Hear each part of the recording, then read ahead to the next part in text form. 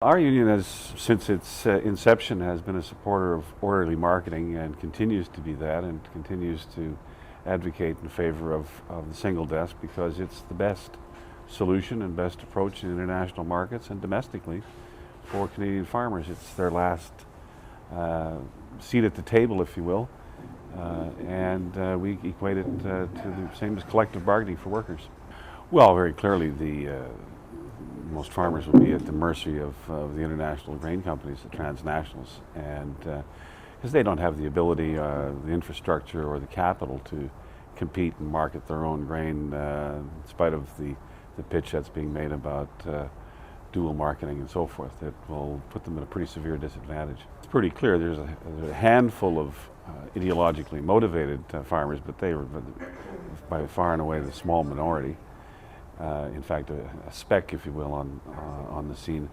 The rest of it is the transnational grain companies and to some extent the railways and other big institutional players with a lot of capital who want to tilt the table even more in favor of themselves. Well, I think there's a variety of effects. I think it will further cause the centralization and decline of farm participation by producers.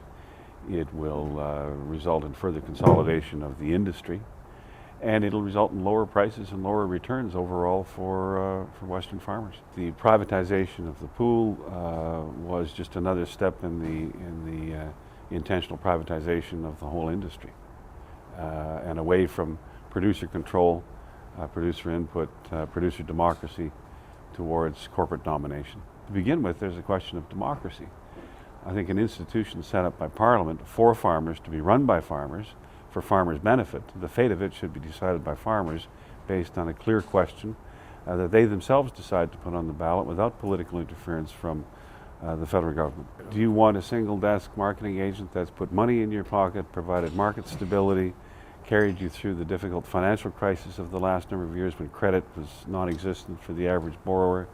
Or do you want a system where you're at the beck and call of the big private grain companies?